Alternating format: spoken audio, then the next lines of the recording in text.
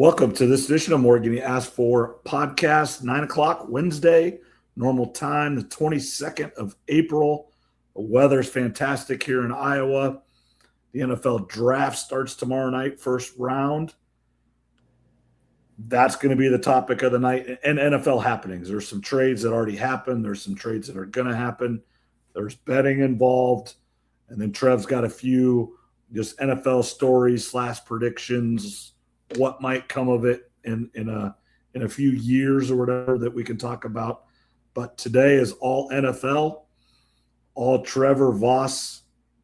And then, the other thing is, this weekend, I'm actually going to see Trevor in Lincoln, Nebraska, watching Zach Bryan as well. So those of you that listen to this on a regular basis know our affinity for Zach Bryan, and we've both seen him many, many times, and we are doing it again.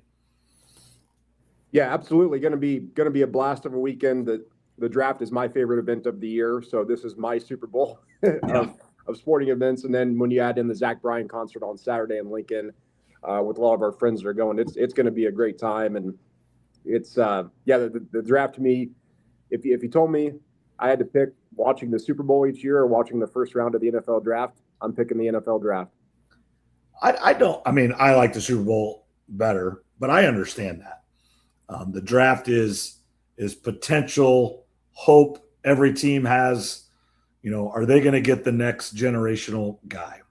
The Raiders this year have the number one pick. Are you going to get the next Peyton Manning, or are you going to get the next Jamarcus Russell? Can you get a Patrick Mahomes at 10? Can you get Randy Moss at 22? Can you get Aaron Rodgers at 25? Whatever, that's what no one knows. No one knows what's going to happen. It's hope springs eternal for every team. And the NFL, we talk about it all the time. They've got it figured out. Even in COVID, they did it over Zoom and had people do it. They know how to do this draft better than anybody and make a spectacle of it and get people to travel from all over to Pittsburgh this weekend to watch it. And it will be, I've got golf meet and a track meet tomorrow to get to, so I will be following on my phone. But most sports fans and most football fans will tune into this some way or another tomorrow night. Yeah, the NFL, we call it the League of Hope, and this is the one league where, unlike basketball and baseball most of the time, if you draft rookies, typically they're not going to make a huge impact on your team. Where in the NFL, though, it does. I mean, look at the Patriots last year. They were picking third or fourth overall, whatever it was, and then they're in the Super Bowl. Now, it helps when you have an all-time great, offensive coordinator, McDaniels. You have a really good coach and quarterback. So it takes more than just the draft. But teams can change their fortune in a hurry with the NFL draft. And if you hit on 2 or 3 picks, you can go from being bottom of the barrel NFL team to a playoff team. And we talk about how important having a quarterback on a rookie contract enables the team to be so much better because you can spend so much more money on everybody else. Or vice versa, if you have a Patrick Mahomes now where you're spending all your money on him, you have to draft well and get players to supplement because you don't have the money to go get everybody in free agency. So you have to draft positions of need, best player available, just to fill out your team. And then when you hit on 2 or 3 draft picks, that's how you get to the Super Bowl 3 straight years, 5 of 8 or whatever it's been for the Chiefs. It's a massive draft for the Chiefs, having 2 first-round picks. As you mentioned with Mahomes' contract or any of the top quarterbacks that are getting paid a lot of money, the draft is super important because you got to get players on cheap contracts. So, yeah, for the Chiefs' next era of their dynasty, I like to call it, for the next 10 years or 8 to 10 years, they need to hit on some of these draft picks. They're not going to hit on them all. No team ever does. There's going to be some misses, but this is big for the Chiefs. They've got to get some impact players on both sides of the ball for their team. And then this is how I interpret the draft. Round 1, you're looking for a potential Hall of Fame player. That's what you're hoping for. If nothing else, at least a player that is going to be in his position starting most of the games for 10 years. That's your hope. That's your want out of a first round draft pick. Second round draft pick, half of that. He's going to be your guy. Maybe not from year 1 to year 5. He's your guy. May not be long term. That first contract, he is your guy. Round 3, a starter, and then after that, it's kind of gravy. It's supplemental. It's backups, special teams guy, and then a diamond in the rough. Am I correct in that kind of how you look at the draft? Yeah, for the most part, your overall thoughts there are pretty much on track. I mean, yeah, best case scenario, yeah, you draft a Hall of Famer. Realistic case scenario, you draft a guy that for 8 to 10 years can hold down a position, and that kind of gets me into kind of my thoughts on positional value. I know I sent you a text about that. Yep. My thoughts changed over the years. I used to be a guy that's you can't draft a running back early, or you shouldn't take tight ends or safeties. Mm-hmm. And the more and more I've watched these drafts, just take a good football player, no matter the position. There's always the debates, people go back throughout history and look at these running backs. Do they help a team get to a Super Bowl? We know, for the most part, the ingredients to getting to a Super Bowl: good coach, good quarterback, and then also what helps is having a good roster full of good football players all over. So this year, to me, if you have the safety, Caleb Downs is the best player available for you. Vega Iona, the guard out of Penn State. Jeremiah Love, Sonny Styles, a linebacker. Whoever you think the best player is and he's available there, my mindset's kind of changed. Just take the best football player. And I was listening to David Kaplan out of Chicago, and you've heard me talk about him before, but he just does, he's a Bears guy, and obviously Chicago sports. So, I mean, he's Cubs guy, Bears guy, and then White Sox second. But yes, there's certain positions that the Bears need, but overall, like you just said it, get a room full of really good football players, and then you'll figure it out. And if you have the best room of football players, you're probably going to win way more games than you lose. Ozzie Newsome, who was a longtime general manager for the Baltimore Ravens, I've spoke to you about him a couple times on here over the years. In my opinion, probably the best drafting GM in history. Daniel Jeremiah used to work for him with the Ravens. You've probably seen Daniel Jeremiah on ESPN and a bunch of shows over the years. And Ozzie had a couple sayings. One was doubles are okay, mainly talking about the first round picks. Doubles are fine. If we draft a player and he just turns into a B-level starter, but for 5-8 years can hold down a position, whether it's guard, D tackle, there's nothing wrong with that.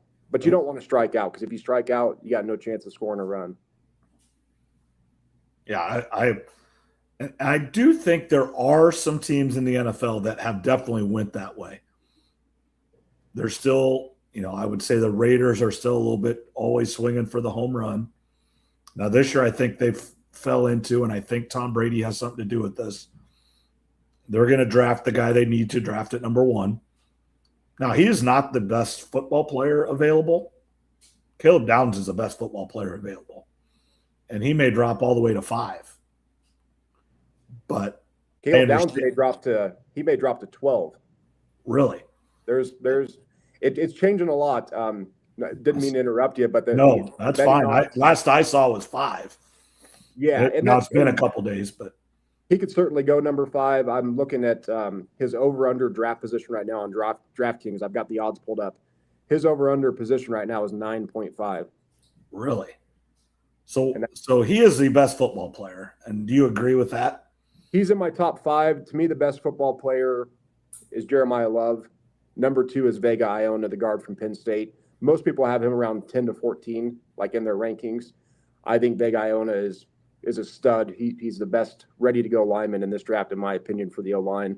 There might be guys that are better down the future, like Caden Proctor, because of the size.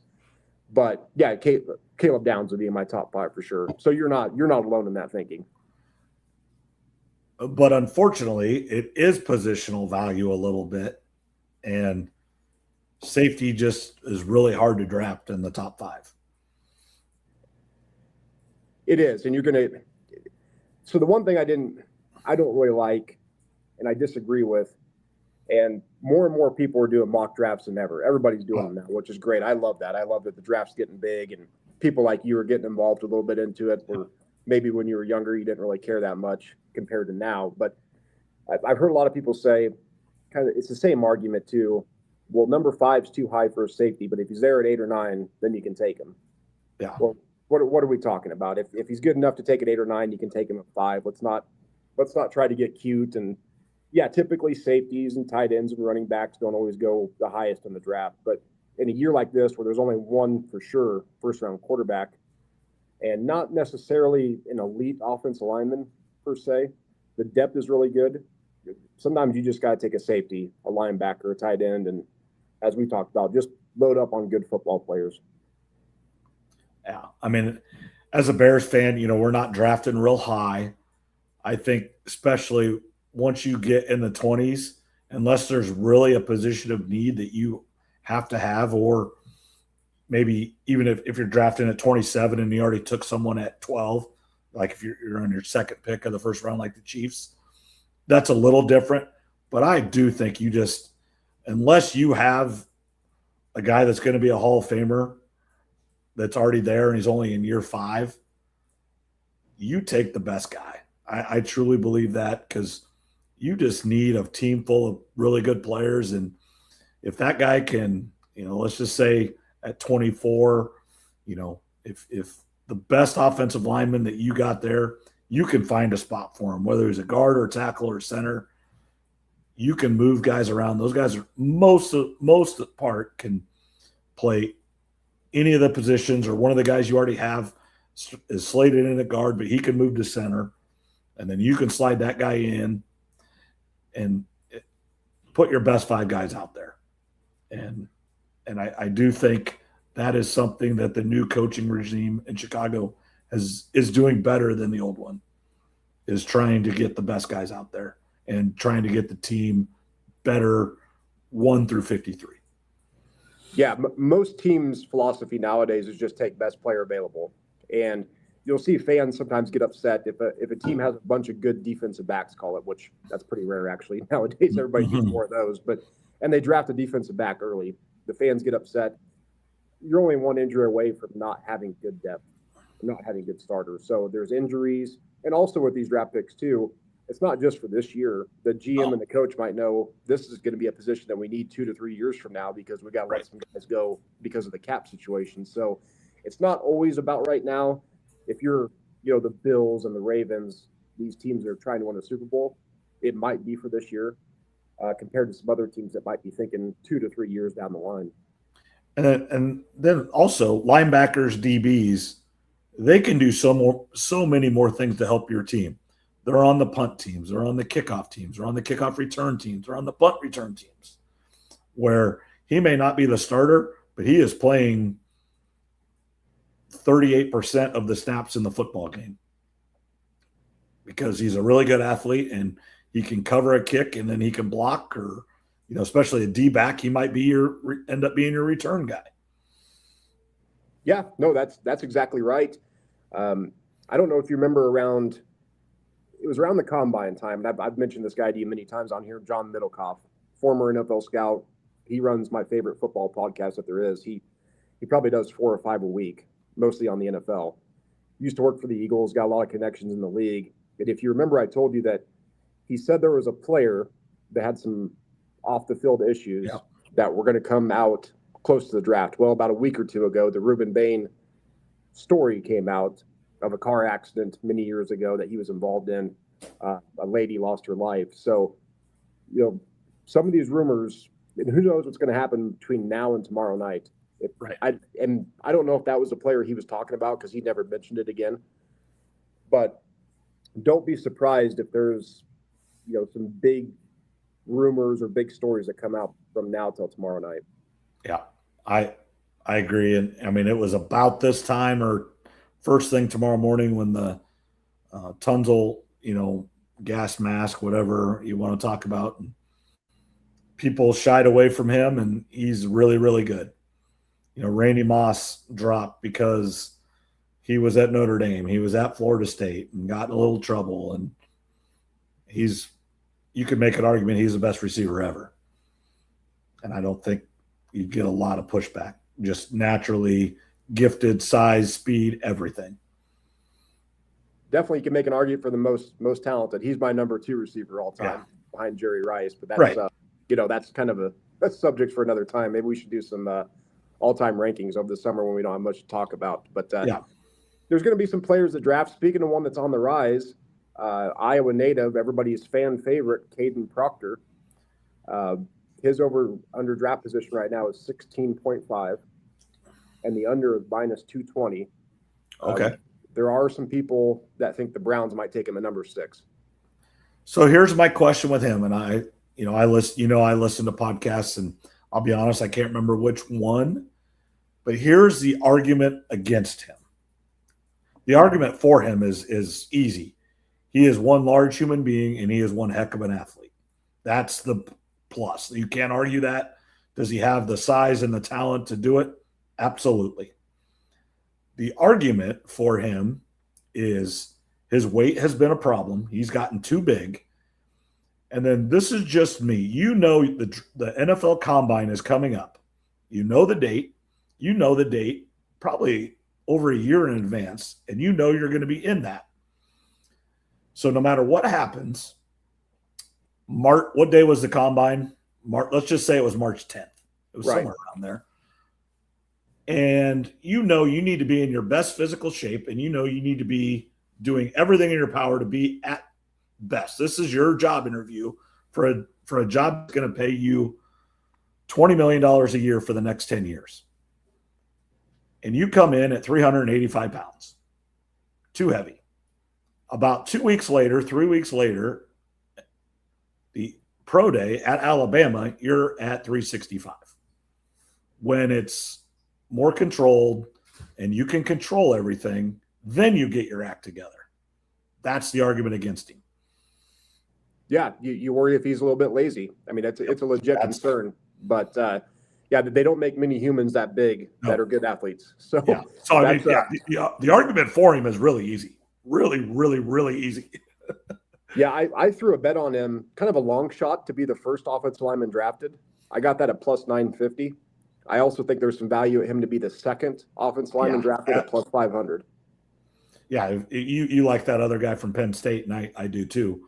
But there's, 6 months ago, making that bet for him to be the first offensive lineman taken was very smart, very good. I mean, just think about what Alabama did. They started throwing the ball to him because he's such a good athlete. I mean, just straight up. Yeah, and they couldn't run the ball, so you wonder how much did that have to do with him. He's minus 195, meaning he's a heavy favorite to go under 16.5. And speaking of Vega Iona, one last thing is I told you last week that was probably my favorite bet for him to go under 14.5, meaning he needs to be selected in the first 14 picks. I got that at plus 100. He's down to minus 310 right now. Oh, so you got huge value there. Hopefully. We'll see. I mean, nothing's guaranteed. I don't have as many bets as I did last year that I feel real comfortable with. This is kind of a crazy draft. Nobody really knows exactly what's going to happen except pick number 1, of course. So I wanted to have a bunch more bets to kind of give out, but I'm also not going to force bets. You can't lose if you don't put it in type of deal. So that's one that I did make though. Zion Young, edge rusher out of Missouri, he's plus 125 to be a first round pick. And then Avion Terrell, the corner out of Clemson, is plus 200 to be a first round pick. I'll probably throw a bet on at least one of those, if not both. Yeah, I can't argue with any of those. And Dunker from Iowa is 15-1 to be a first round pick now, because when we spoke last week, he hadn't been listed yet, but now they have odds up. Yeah, I actually was just listening to a podcast on the way home from Tumwa today. Yeah, he's really the only one that's probably going to go in the first round if he does. And then, second round, third round, we're going to start seeing Iowa, and then Dom Orange, second, third, probably third round for Dom Orange. But then a couple of those other Iowa guys, second and third round. Yeah, that's pretty much right. Dunker's kind of been listed in that 40 to 50 range. Orange kind of in that 50 to 80 range. So second to third, like you mentioned. I'm just kind of looking through some names here to see who's kind of rising up the draft boards. Jordan Tyson, receiver out of Arizona State. His over-under now is 8.5.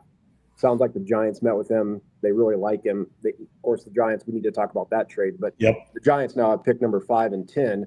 So I would assume one of those picks is going to be on the offensive side of the ball. Yeah. How many receivers are going to get picked? Was it 5.5? Is that the bet? Yeah, the over-under is 5.5. Let me click on it here to see what the updated odds are. I think I said last week I would have bet the under, but I don't know. I might have to go with the over this year. Let me see. Draft totals. Getting there. And total wide receivers drafted in the first round is over 5.5 is minus 185. Yeah. Yeah. And then, I do want to, kind of shout out Lee Crawford. I know he was over helping with the golf meet. I was over in Sigourney today at a golf meet.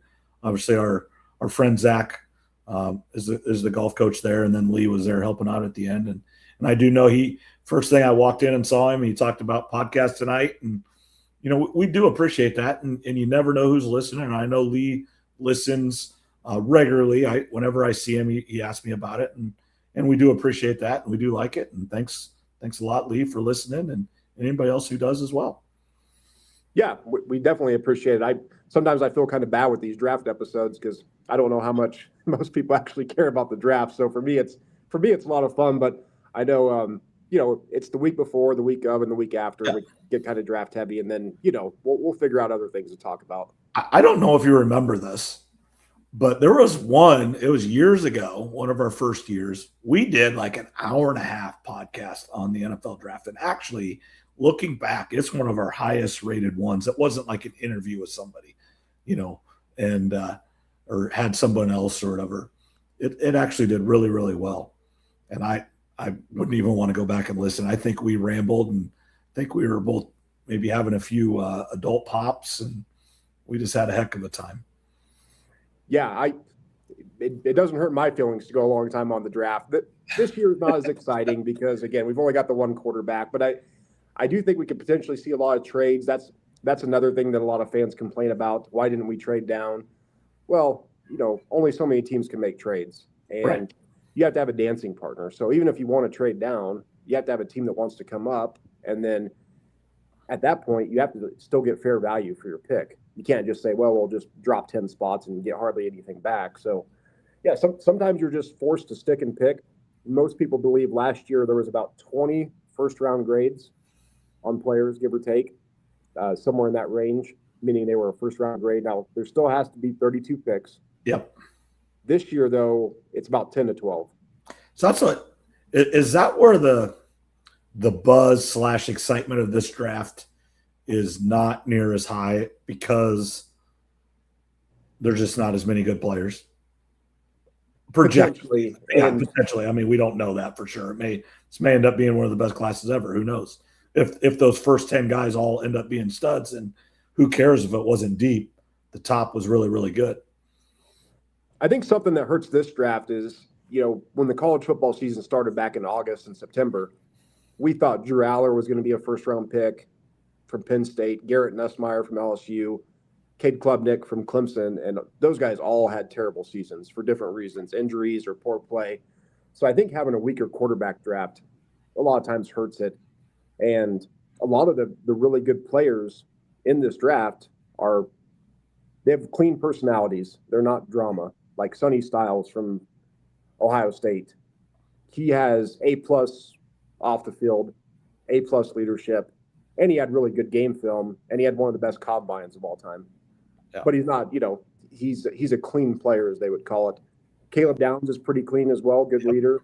Fernando Mendoza, obviously, we know about him, the dork. And he's not even going to be at the draft. And I think that does affect it as well. Yeah, it does. And he put out a statement. He's staying home for his mom. Well, yeah. I mean, and I 100%, one, why not? And two, he has a legit reason. His mom has difficulty getting places. And he is doing that for his mom. And as he should, I don't know if Las Vegas has already turned in their card, but if they haven't, it's just a formality. But he is going to Las Vegas. It's not a secret. And I do like that, where it's not a secret. He's going there. Kirk Cousins is there to help him / be his backup, be his mentor, be the starter for a few games until he's ready.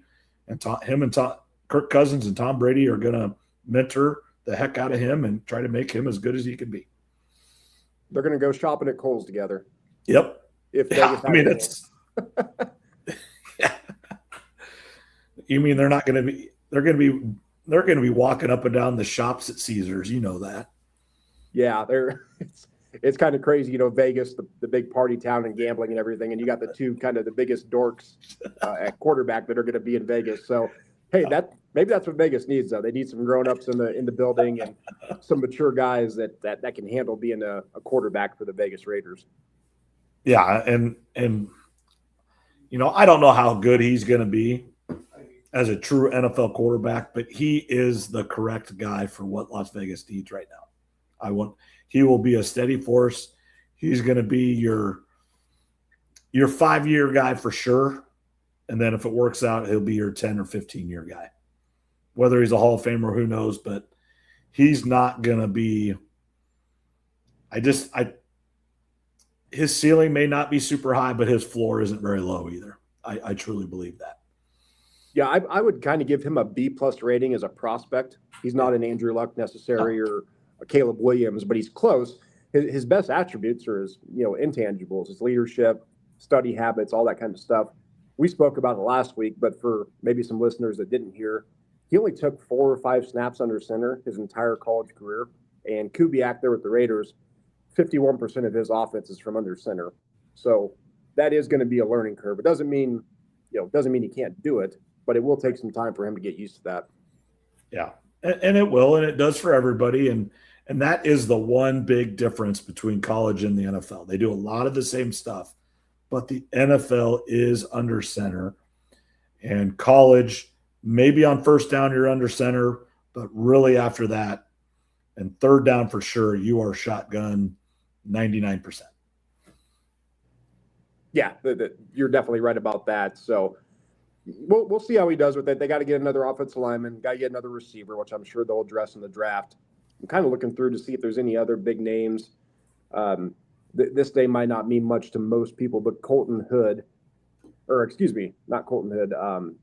McCoy, the cornerback out of Tennessee, his odds are dropping a lot. There's been some medical problems. He tore his ACL last year, and then it sounds like some other medical stuff has come out. So his stock is dropping like crazy. So that, every year there's usually a player or two that drop out of the first round that we didn't think would. And there's always a couple guys that sneak into the first round that, the casual fans may not recognize on draft night. Yeah, there's always those, and there's the ones that, I would even say a couple of years ago when Will McDonald got drafted at 15, that was really high. Now we were all, as a Cyclone, the no first round draft pick since like 1972 or whatever, but to go all the way, I mean, you kind of thought he'd be 20 to 25, but to go all the way 15, it was a surprise. But so you always have those, but if you are a sports fan, tomorrow night is just great time. Enjoy it. I think they are doing some things a little bit different where they've got certain fans from all the teams there and they're in a different thing because there's a guy from Des Moines that's got drafted or selected, whatever, by the Chiefs to go represent the Chiefs in some fashion or whatever. The crazy fans, they put those crazy fans up front. I remember speaking to you about this last year. Those fans either get selected or get paid to dress up and be crazy, be on TV for all the picks. So that's pretty cool, actually. I hadn't heard that yet, but no, it should be a lot of fun. I mean, there's a lot of draft contests you can get into now, just like everything. It feels like any sporting event now you can get into these contests and pick'ems, and obviously the sports betting world.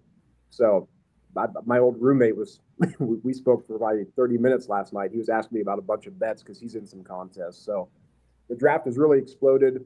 We always got to shout out Mel Kiper for that. Yeah, he's the biggest reason. People can like him or not, but that man single-handedly made the draft popular. Yeah, and you hit the nail right on the head right at the beginning. It's just different than the NBA and the Major League Baseball. Major League Baseball, the drafts, those guys now it's different today because most of the draft are college guys, but like when we were in high school, most of the draft were high school players So you wouldn't see those guys for 4, 5, 6 years in the draft in Major League Baseball. It was just a project. A few guys here or there went to college, but most of them just high school guys that bounced around the minors a little bit, and then finally got to the pros. And then basketball is just it's only 2 rounds. It goes fast. It's like this year's NBA draft is going to be fascinating because of who's all there. I mean, there's just great players there this year compared to last year and this year. But I mean, and just think Cooper Flagg should be in this draft too. I mean, you could have had Cooper Flagg, the Boozer kid. I mean, Duke would even have been more dynamite, and they still probably should have been right there, but got beat on a Hail Mary shot. But we're kind of getting off track here, but just the NFL draft is just different, and these first round guys just have so much pressure / there's a lot riding on them for the foreseeable future of their teams. There's definitely a lot of pressure, and that all the sports are different. This year's NBA draft is going to be a heck of a draft because it's already loaded on top. And like you mentioned, if Cooper Flagg would have been in it, who knows? This could be like an all-timer potentially. Yeah. Peterson out of Kansas, and then of course, as Iowa State fans, we got rooting interest with Jefferson and Bennett Sturts, and we'll see about some of the others. But yeah, it's just the good thing about the draft though is it gives all of the fans hope. All the fans are going to think we had the best draft and we're going to be better next year, and some will be and some won't be, right? So it's a lot of fun. I guess I just like the unknown and the excitement of the pick. And with mock drafts too, I've told you this over the years with Mel Kiper and Daniel Jeremiah. Yeah, they want to get the player right with the team, but there's trades and you can't predict that.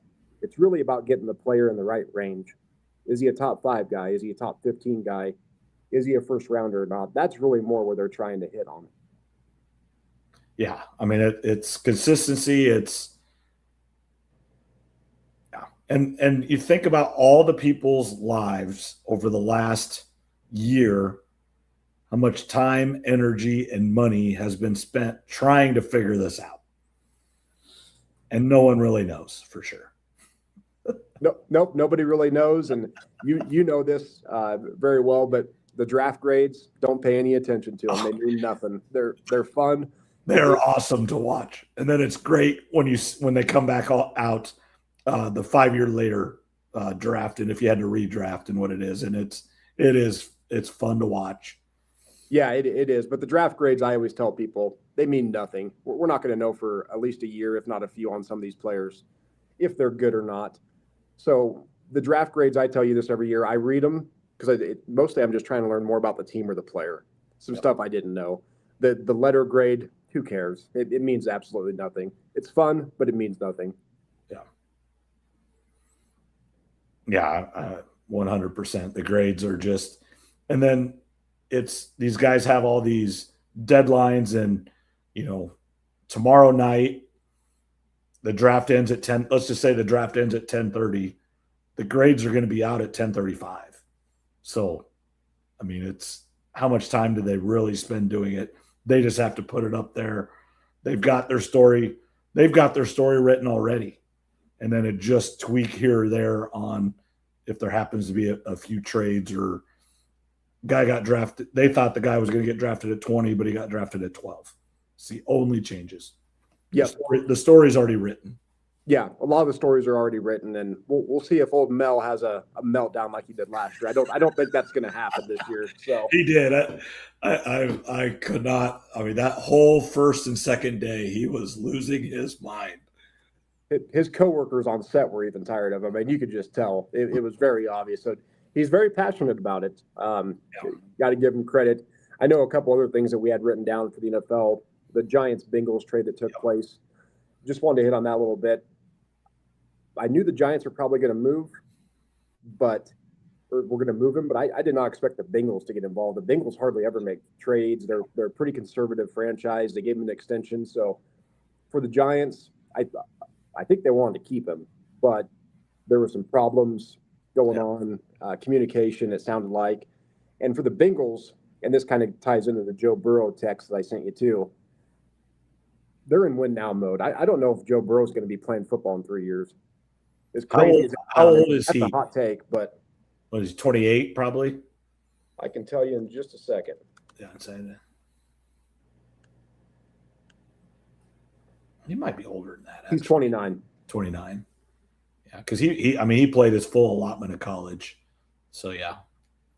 And it's just Joe Burrow's talked about retirement and the injuries that are taking place, and the Bengals are not usually a well-run franchise. So I actually kind of like them in the move for the Bengals. I know they've been getting killed for it, but I don't know if there's a player as good as Dexter Lawrence there at 10. You're getting a known commodity. So the Bengals are kind of in win now mode. Their division is a little bit in flux. The Browns are the Browns. We know that. The Steelers, we don't know who their quarterback's going to be. So potentially it's just between you and the Ravens to try to win that division. Yeah. I agree.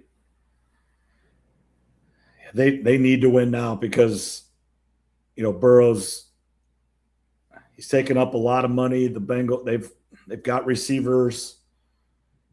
They've done a lot of good moves, but then the other part, Burrow hasn't stayed healthy. And if he's not healthy, then it doesn't matter. It doesn't. And the Bengals are kind of a weird franchise. They're cheap, but they've had a lot of really good years the last 20 years. Yeah. Carson Palmer, I know Andy Dalton, people make fun of him. They had a lot of 10-win seasons with Andy Dalton and those guys, I think it was. And Joe Burrow obviously got him to a Super Bowl. So there's the classic story there of their owner. I forget who was telling it. I know I've told you this once before, but years and years ago, they had cluster injuries to the tight end position. So they're in a meeting talking about the free agents, who they're going to bring in. And they're talking about who's the best and what's the cost going to be. And the owner stands up and says, why don't you guys just move, insert name. He was a defensive end. Move him to tight end and teach him how to play tight end, and got up and left the room. Basically saying we're not going to spend money on a free agent. So That's the organization you're dealing with. There's a recent Carson Palmer wanted out, and I think Joe Burrow is about 1 year away from demanding to be traded, retiring, whatever he's got to do. So this is kind of a win now mode for the Bengals. So I got to give them a little bit of credit for making a big swing. Yeah, they're at least trying, but yeah, they are a historically quote unquote cheap franchise. I mean, none of it's cheap because we're talking NFL, but if they can save a buck, they do. And compared to other franchises that don't worry about the dollar at all. Yeah, that goes from their stadium and just realistically, their owner is one of the poorest quote unquote owners. I mean, so he doesn't have, the unlimited funds that some guys do have comparatively. I mean, he's very, very rich, very, very wealthy, but compared to a Jerry Jones, his net worth is very low compared to Jerry Jones, for example. Yeah, it is. And he, a lot of these owners, they were there in the 80s and 90s, early 2000s. We talked about it last week. They weren't getting the checks back then they're getting now. Yeah. So they still kind of have this old school, dated mentality, I would call it, where they're just worried about money. That's also a reason they're billionaires.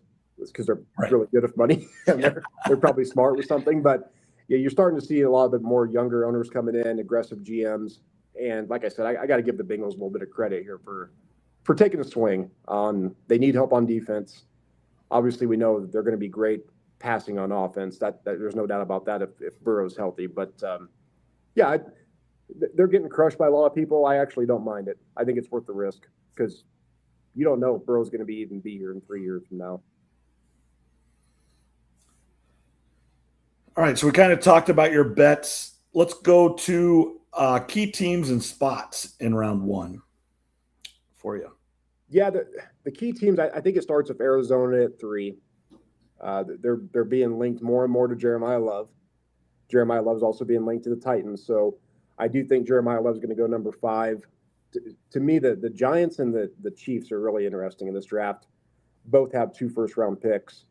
So do the Browns and the Jets, but the Browns and the Jets are just always, I don't know if it matters what they do. And, the Giants have actually been pretty bad too for a while, so maybe I should include them there. But really the Cardinals at 3, but also the Cardinals potentially coming back into the first round to get Ty Simpson. Because if you draft a quarterback in the first round, you get the 5th-year option. get the extra year. And teams want that. So look, starting about pick 21-ish with Pittsburgh, pay attention for the Cardinals to maybe trade back into the first round. So you think Ty Simpson will get in the first round just because a team wants that extra year really late in the first round, but you do think he'll get slotted in there late in the first round because of that extra year added on and benefit potentially if he proves that he's the quality starter. Yeah, I've watched enough of these drafts. Quarterbacks get overvalued. They get drafted higher than they should. I don't know if he's necessarily a first-round pick. He's only got 15 starts in college. But, yeah, if I had to make a bet on it, Arizona or somebody's going to trade up because they need a quarterback. Those always go higher. And, again, the fifth-year option that you mentioned. Teams really want that fifth-year option. It gives them more flexibility. Well, I know the Bears are really going to use that fifth-year option with Williams. And many teams have and many teams will in the future. Now, that's a different situation than Ty Simpson, but it just makes your team so much better without having to spend all that money on quarterbacks. It does. It gives you more flexibility. And really, yeah, starting about pick 20, call it with Dallas, a lot of those teams I think are going to look to trade out of the first round, get extra draft picks for this year or potentially draft picks for next season or next year. Because next year's draft is projected, we'll see, to be a much better one. Yeah, what did Cincinnati and the Giants trade? What did the Giants really get from Cincinnati? They got stuff for next year, right? Just the 10th overall pick. Okay, so it was – yeah. I shouldn't say that lightly. The 10th overall pick is really great, even in a weaker draft like this. I assumed they were going to get a first-round pick, but I was thinking in the mid to late 20s, kind of in that range. So to get the 10, I thought – that was more than I expected, but great interior defensive linemen are very tough to find. Yeah. You're more likely to find a good edge rusher than a dominant defensive tackle, nose tackle, or an interior guy. They don't come around very often. Yeah. And then, kind of last on your list here, Brian Rowland, next NFL commish, potentially. Potentially, and I misspelled his name when I text you, so I apologize. But it's Brian Rowland. He's currently the CEO of the PGA Tour, and he spent 20-plus years, I think, in the NFL. Yeah. There's a lot of rumors that he's going to be the next commissioner of the NFL, and this, call it 3-year little trial run with the PGA, it's basically his interview process to be the next commissioner of the NFL. How he gets. Ultimately, it comes down to, does the PGA make more money than they did before they hired him? That's what it comes down to. The answer to every question, money. It really is. So I know I sent a picture to the Ozarks chat that we got going on that they're going to get rid of those Hawaii tournaments. Yeah. And there's going to be some changes. At the end of the day, he's going to make all these golfers more money. But the schedule is going to change. They're going to have more events with cuts, which I think is great. But they're not. I don't think he's going to allow these players to just do the same old tour that they have done where, you do a few tournaments in California and then you go to Texas and then you got the Florida and Carolinas route. Brian Rowland, he's an NFL guy. So if he thinks the best tournament one week is in New York and the next week it's in LA, he's going to tell these players, suck it up, get on your private jet, and you're going to have to be there. He's going to get the players in line a little bit, I think. And then, the other big situation in golf that he's going to deal with is live golf. And those players, they gave him that kind of 5-day window that Koepka took. The other players did not. But from all rumblings, and when there's smoke, there is some fire.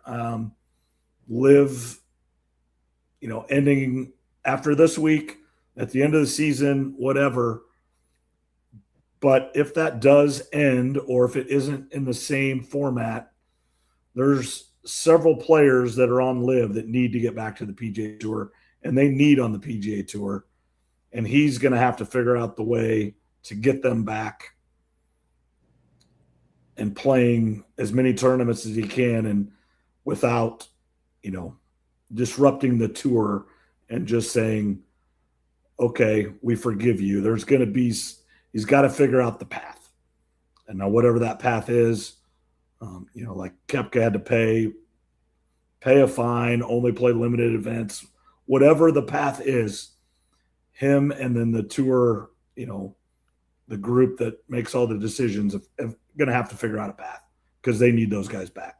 Rahm, DeChambeau, Cam Smith. There's a few others they got to get back.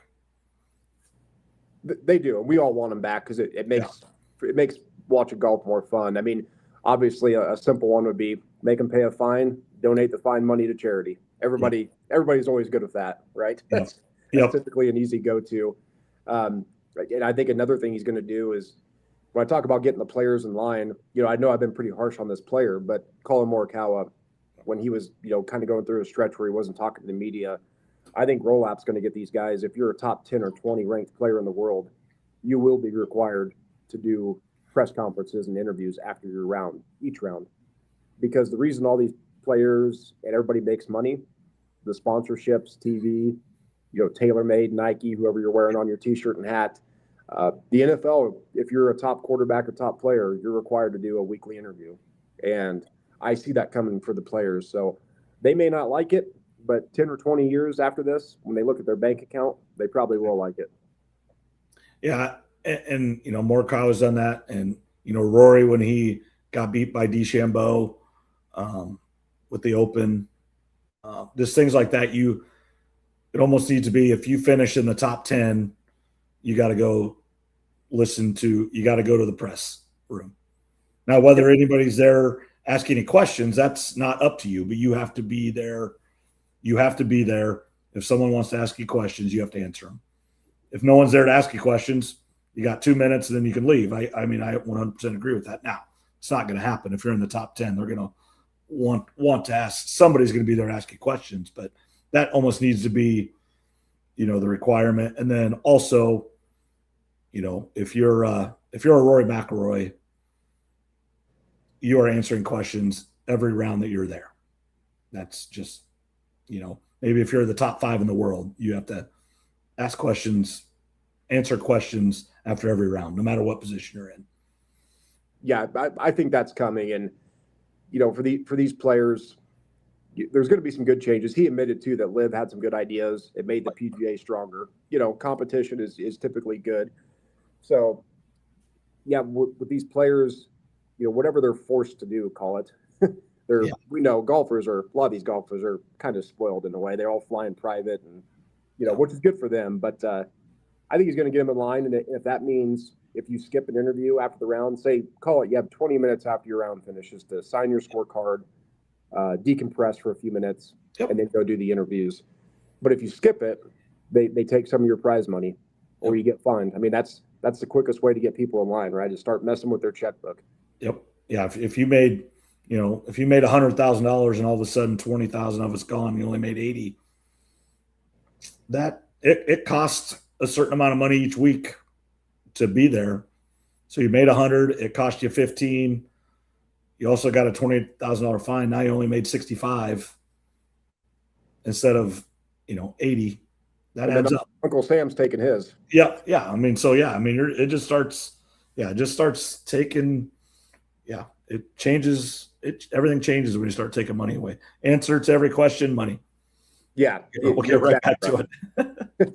So yeah, Brian Roll-Up, a lifetime NFLer. He's going to be the CEO for at least a few years, I'd imagine. Yep. But when Goodell's ready to retire, there's a lot of rumors that he's the next guy in line. And depending on what decisions he does and changes he makes to the PGA Tour, it's kind of his interview process. Yeah, I mean, it's more than an interview process. Obviously, it's a big deal, but I'd say it's a heck of an interview process because he's running a major league, but not to the level of the NFL, and so it's like a minor league setup. And if you can do that well, then you step up to the big leagues. Yep. So look for some changes. There's probably only so many changes he can make this year just because of schedules are set and things like that. But over the next 2 to 3 years, look for some changes to the PGA Tour, which I think are going to be good. Yep. Anything else with the NFL, Trev? No, I don't think so. I'm just checking one site real quick to see if any breaking news has happened since we've been here. I don't think that there has been. Okay. No, I think that's probably pretty good for NFL and football talk. Just last 5 minutes so here. A couple, transfer portal. Audie Crooks goes to Oklahoma State for a reported $1.4 million. So cannot blame her. But we can blame her for going to Oklahoma State. And it's going to suck. And she's ruined her legacy by going to Oklahoma State more than she would have if she would have went to South Carolina or UCLA or UConn, because then it's money and you're trying to win. Oklahoma State is not a powerhouse. Now, it doesn't mean they can't win next year. I understand that. But you are truly going for the money, which I can't blame her. 1.4 million is a lot. And from the numbers that we know and hear, unfortunately, none of these are 100% accurate.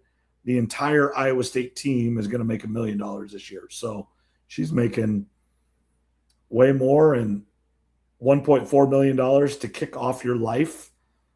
If the WNBA doesn't work or basketball doesn't work to make money, it's one heck of a nest egg, and you don't have to worry so much about the rest of your life.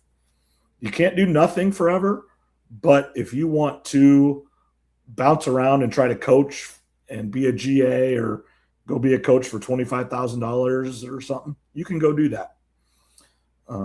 If you want to try to do TV and bounce around and start at the low levels and then work your way up, you can, because you don't have to have that check to survive. You've got money as long as you do things the right way.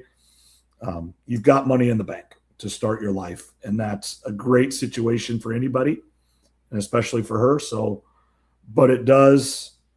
If she walks into Hilton and the schedule's not set yet, so we don't know that she'll step into Hilton next year as a visitor. But if she does, it will be very, very awkward and tense and just not a good look for anybody involved in it. It just sucks because she had a chance to get her name in the rafters, be an all-time Cyclone, and that just is not going to be the case now. So do you think that they won't put her in the rafters ever? You don't think then? Nope. Yeah, I could see that. She went to a conference school, and she's probably going to walk into Hilton as a visitor. I don't know how you can hang someone's in the rafter and they walked into that building as a visitor. I don't know how you can do that. Yeah, it's a good point. And yeah, for the money she got, like you said, can't blame her. I mean, that's life-changing. And you brought up a good point too, where that's going to give her flexibility, whatever she wants to do. If the WNBA doesn't work out or whatever, you can, like you mentioned, you can take a cheaper paying job that a lot of people have to take, but you've got all this money in the bank. So Oklahoma State is, I wasn't expecting Oklahoma State, kind of a strange move, but Oklahoma State's been spending a lot of money lately. And, our guy, Josh Pate, that we like, that does the college football, he thinks Oklahoma State's a sleeper team in football next year. Yeah. If all those North Texas guys, think of it on the same line as Kirkson Nitti in Indiana, brought most of his team from James Madison. If all those guys translate and then the few transfers they got from other places all mix and gel, it's the same recipe. We'll see if it makes the same bread or whatever, but they're doing the exact same recipe. Yeah, and he wasn't saying like national title contender or anything like that, but 9 to 10 plus win team, maybe a borderline playoff sleeper, because there's going to be a few of those teams. I think Vanderbilt's an interesting team too. I know we're getting a little sidetracked, but Vanderbilt's the Northwestern or the Stanford of the SEC. They have the most successful graduates. They're probably making the highest paying jobs. There's some people that graduated from Vanderbilt that have some expendable money, I promise you.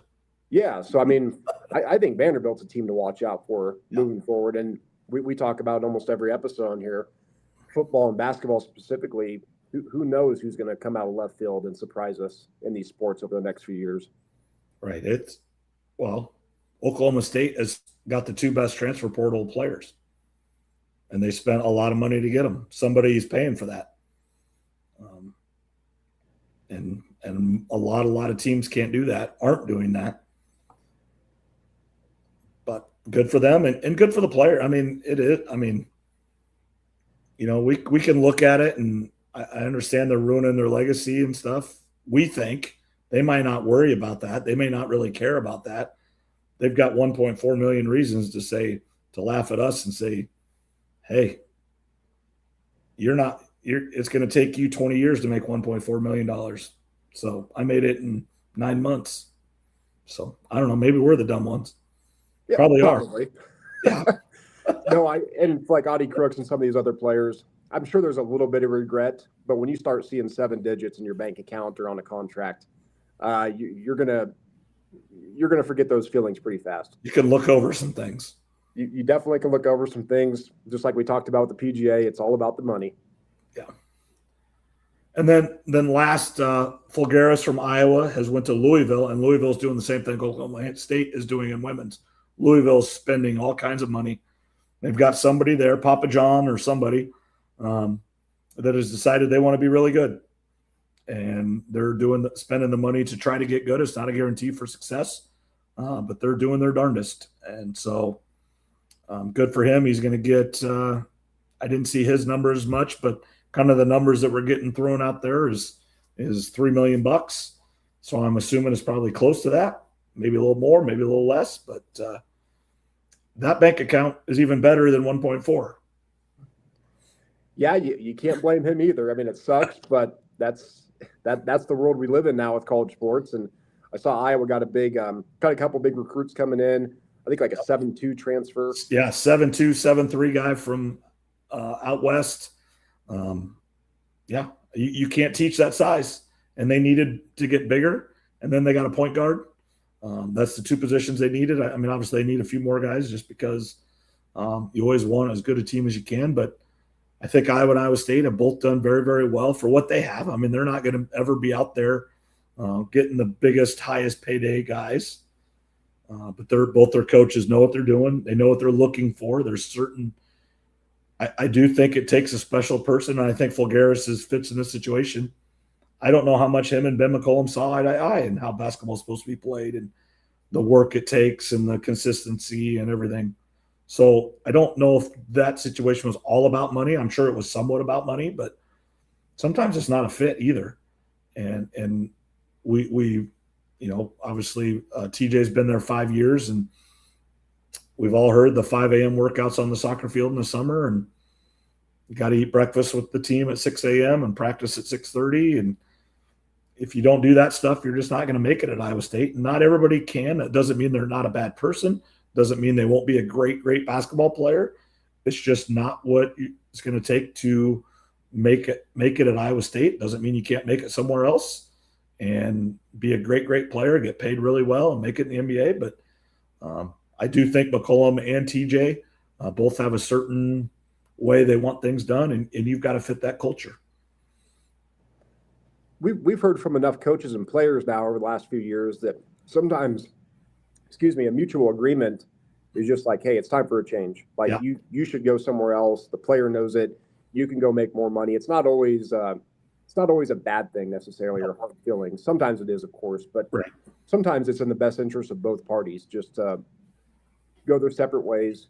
Maybe a player goes to a better or worse school, gets a little more money, a little less, but more playing time. It's all situation by situation. Yeah, I 100% agree.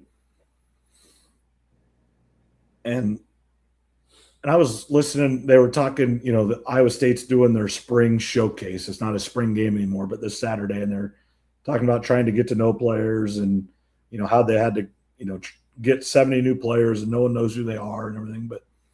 And they did bring up that there's 5 or 10 guys that were on last year's team that are not anymore. Now there's 20, 30 guys that are back from last year's team, but there's 10 or 15 guys that weren't going with Coach Campbell to Penn State and wanted to come back to Iowa State, but were either asked not to come back at all or offered less money to come back. And they kind of felt slighted, and, it was almost, or the coaching staff, well, you can come back, but you're only going to get this. So did the coaching staff really want them? We don't know. But there's 10 or 15 guys that would really like to be Cyclones that aren't. and it wasn't their choice necessarily. And that happens. That's not just an Iowa State thing. That happens in every program every year. So for all the players that do leave on their own for money, there are a lot of players that leave that you got. Why are they in the transfer portal? Well, it really wasn't their decision. It was the school and the coach, and you really didn't have a choice. You had to go in the transfer portal. Yeah, sometimes your hand is forced, and you have to make decisions based on that. I mean, speaking of kind of Iowa State and Penn State and Matt Campbell, I don't know if have you looked at Penn State's schedule for next season, football schedule? It's super easy. Their toughest games on paper are at Michigan. Michigan's got their own problems right now, but they're still a talented team. Yep, and at Washington. And then they play USC at home. I mean, there's a real chance they go 10-2. I think they need to. I think anything less than that, given that schedule, normally I wouldn't say this, but with the transfer portal and NIL, you can get really good really fast. I think Campbell's under some pressure to win 10 or more games in year one. Yeah. I mean, I think 10-2, you split those two games and all of a sudden you're 11-1 if you don't drop any you're not supposed to. So, yeah, I mean, he should make the playoff this year. I truly believe that. I think anything less than the playoff would be a disappointment. I agree 100%. They don't play Ohio State. They don't play Indiana. They don't play Oregon. They don't play Iowa, which, Iowa could be a tough fit. Now, you go 11-1, you're probably in the Big Ten title game, and you'll get one of those teams. So you'd get them eventually. But if you're 11-1 and playing in the Big Ten title game, you're in the playoff, win, lose, or draw. Yep, and even if you're not in the Big Ten title game for some reason, 11-1 Penn State's getting in the playoffs. We know that. Yeah. If there happens to be an undefeated team, and then Washington is undefeated as well, and you lost to them, Indiana's undefeated. Washington's 11-1. You're 11-1. You lost to Washington. Oh no, you're ranked 6th in the country, and you're in the playoff. Yeah, I thought it was interesting because I didn't realize how easy their schedule was, and I don't know if it was Josh Pate or something. It was probably him talking about the schedule, and I just pulled it up. Him and Campbell use each other back and forth to promote each other very, very, very much. He's a big fan now. If anybody doesn't know the Penn State schedule, look it up. It's pretty favorable on paper. Yeah. All right, Trev, we're just over an hour, perfect time, and we'll see you Saturday. Yeah, that sounds good. You see LeBron James the other night going back in time 10 years? Yeah, that was a good move. No one guarded him, and he went and dunked it. Yeah, I mean, it's, and I don't always agree with LeBron James. I know he's a controversial athlete all time and wherever you want to rank him, but for him to be doing what he's doing at his age, I think it's pretty special. And I've been trying to watch more of the NBA playoffs this year because we're going to start losing a lot of these guys. LeBron, KD, Steph, Draymond, they're getting close to the retirement age. Yep. Yeah, LeBron could go at any time. He's 40-some years old, been in the league since he was 18. Absolutely 100%. He could be done at any time. And it's just how long – I mean, and then injury trumps it all. But it is amazing how still athletic these guys are. It just goes to show you, obviously he's very, very gifted and very, very blessed, but he works his butt off too. And just to keep himself in great shape, does, very, very blessed and gifted. But when you're gifted and you work your butt off, Kobe Bryant was that way, worked his tail off. Michael Jordan worked his tail off. Those people, that's why they're the best in the world. Obviously, they're gifted. They're given things, but then they also work harder than everybody else. And when you're given that talent plus work, that's why you're immortal. Yeah. Who knows what his net worth is currently, but he doesn't. He could easily just retire and go on a beach and drink beer and eat pizza every day, and nobody would crush him for it. But he's still working hard, and that's always a fun debate. And then the final thing, just real quick before we get off, Indiana Fever basketball starts Saturday, preseason game. So for any of our Caitlin Clark fans out there, Indiana Fever, you can watch the preseason game, I believe. Yeah, hopefully she stays healthy, so we have that throughout the summer as well. That was really fun 2 years ago, coming off the national championship game right into a rookie season, playoffs. Fortunately, last year just injured the entire year, really. She fought through it for a little bit and then shut it off. And unfortunately for you and I, the WNBA stops when she stops. And that's just the reality of it. That's the case for most people. So the internet would tell you otherwise. The internet likes to act like the WNBA's had this amazing fan base forever. And they've had fans. I'm not being literal here, but she brought a lot more. But no, those are some upcoming things.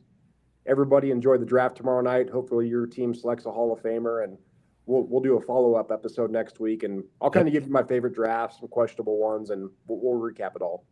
Awesome. All right, Trev, we'll see you. All right. See you Saturday. Yep.